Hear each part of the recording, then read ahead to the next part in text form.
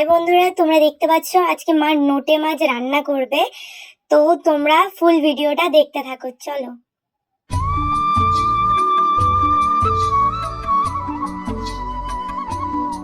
ভালো লাগলে ভিডিওটা একটু শেয়ার করো।